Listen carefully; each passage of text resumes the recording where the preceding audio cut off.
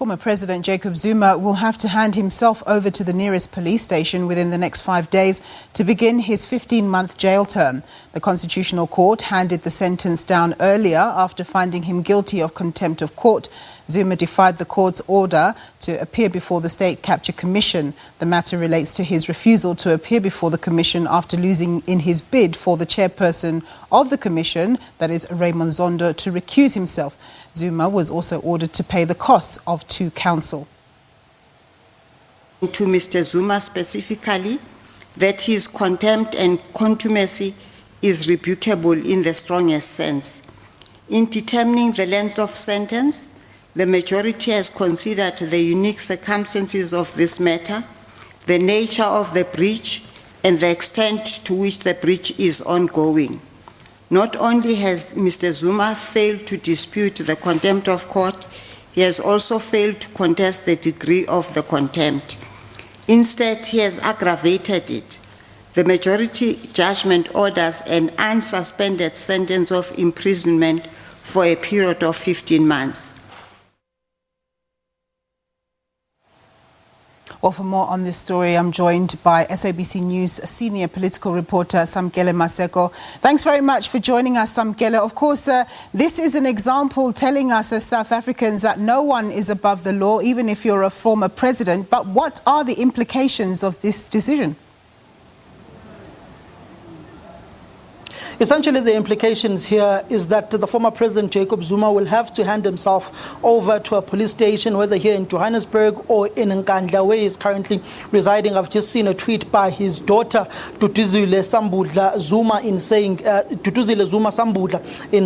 that she has just spoken to her father, and they will be escorting former President Jacob Zuma to serve his term closer to home, which he will be probably opting to hand himself over to the Nkandla police station in escort style in Nkandla, where you'll also see MKMVA ushering the former president to serve his jail term. The Constitutional Court was scathing in saying this is a unique case in the form that former President Jacob Zuma, who still yields a huge political power in the country, has been scathing against the Constitutional Court and the judiciary in the country, saying that he's a threat to the constitutional democracy and to the judiciary in the Republic of South Africa, in saying that this is an unprecedented and unique case and they have to set an example. The Constitutional Court did, in the majority judgment, consider giving the former president a punitive measure of a 2-year jail term behind bars, but it was later reduced to 15 months behind bars, which the former president has the next 5 days to hand himself over, failing which the Minister of Police, Bheki Cele, and the police commissioner will then have to make sure that the former president is arrested and begins serving his 15-month jail term behind bars. It's going to be rather interesting because the Minister of Police, Bheki Cele, a few months ago did go to Kwatakwadunuse in Nkandla to have some tea with the former president, to have some political deliberations with him. It remains to be seen whether he will effect the Constitutional Court ruling order in going to arrest his long-time comrade in the form of former President Jacob Zuma.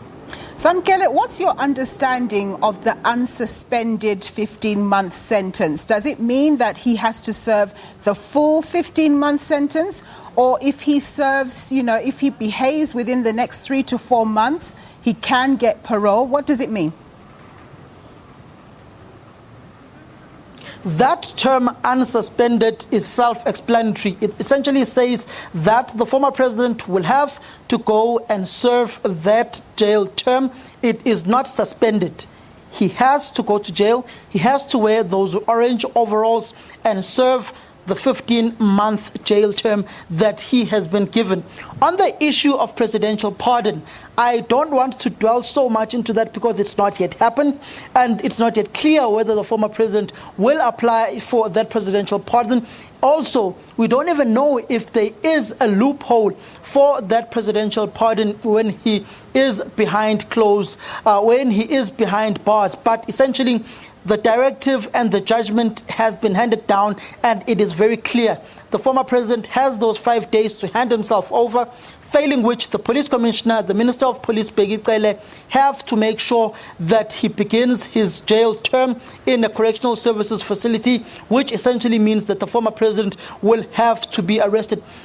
In a discussion we had earlier on during the course of the year in Nkandla with Jacob Zuma's eldest son, Edward Zuma, he said that they will simply lock the gates. The police will not have access to Nkandla. He will simply get a locksmith, lock the gate, and protect the private property and the private residence of his father, and the police will not have access in arresting the former president. We don't know if Edward Zuma still maintains that particular stance, but the political machinations within the governing party have been sent to a tailspin, with now the ANC in KwaZulu-Natal, particularly his provincial secretary Mdumiseni Ntuli, who had said in an interview with our own colleague Anda Mhlongo in that province that they would engage the national leadership of the ANC in engaging with the former president to cooperate with the State Capture Commission of Inquiry, which prompted that top 6 meeting that the former president had with the ANC, where he literally told them that he would not go to the State Capture Commission of Inquiry,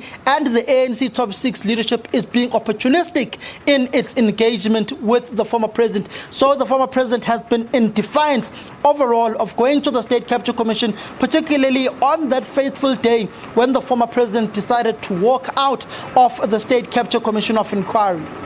So, Samkele, in terms, I had asked you earlier about the implications, and I meant that broadly, not just him going to prison, but in terms of the political implications, what does this mean at the ANC level? Does this mean that the so-called RET faction is going to be that much more marginalized?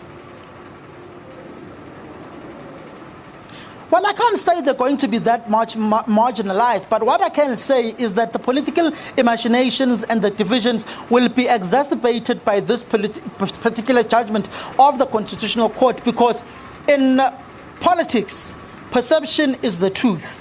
And some are already saying that President Ramaphosa's government, an ANC president, has decided to jail a former ANC president and a former president of the Republic of South Africa. Yet those who committed crimes against humanity in the apartheid era have not yet been tried. For instance, we were celebrating the assassination of the Cradock Four with the former president F.W. de Klerk, who had been in that particular council that ruled that the Cradock Four must be sentenced to death. He's not been in any court of law, and he's not been tried for any crimes against humanity during the apartheid era, and he's freely roaming the streets of the Republic of South Africa and has a blue light convoy that he has with him, in the virtue that he is the last apartheid president of the Republic of South Africa and is a former deputy president of the Republic of South Africa in the first term of former President Nelson Mandela after the 1994 elections, where there were 2 deputy presidents, F.W. de Klerk and former deputy president Thabo Mbeki. So politically, it does have a huge impact and a cloud over the presidency of Cyril Ramaphosa, as he will be viewed by the RET forces in the ANC as someone who jailed former President Jacob Zuma and the former president of the ANC, and has failed to jail those who committed crimes against humanity during the apartheid era. And the RET faction will use this particular issue of Jacob Zuma going to jail as a campaigning slogan, where he will be ushered and escorted when he hands himself over to a police station. So you can see those who are leading the REC faction, particularly those who had gone to support former President Jacob Zuma as he appeared in court at the local division of the High Court in Pietermaritzburg on those fraud, corruption, money laundering and racketeering charges that he faces over the arms deal, which also goes to court again on the 19th of July for that application by former President Jacob Zuma for the lead prosecutor of the state to recuse himself. Yeah. Samkele, one last thing. I mean, I know you did mention, you articulated it very clearly that it would be mere speculation to talk about the possibility of a presidential pardon. But really, in the scheme of things, how likely would that ever be, given the fact that there really is no love lost between the two leaders, that is President Ramaphosa and Jacob Zuma?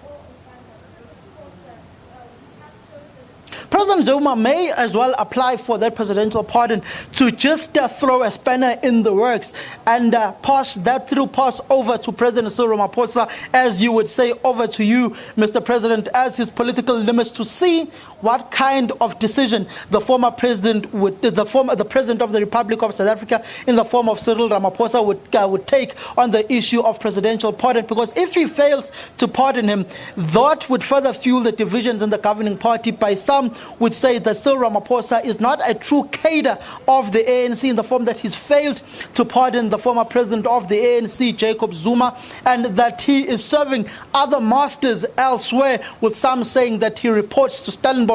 That is the language of the RET. So the former president politically may decide to throw a through pass to President Ramaphosa in saying that I want a presidential pardon from you, Mr. President. If the former President Jacob Zuma does that application and President Ramaphosa fails to give him that presidential pardon, it would fuel those political divisions within the ANC, but also President Ramaphosa will have a conundrum that the opposition parties, particularly the Democratic Alliance, will say that he is being lenient on former President Jacob Zuma on the virtue that he is some sort of way being lenient to him because he is his comrade in the ANC, and Ramaphosa is trying to mend the divisions in the governing party. So, nonetheless, the president of the country and of the ANC, Cyril Ramaphosa, will find himself with a difficult decision to make. Very tricky territory indeed. Thank you very much, Samkele, for that report. Samkele Maseko reporting there.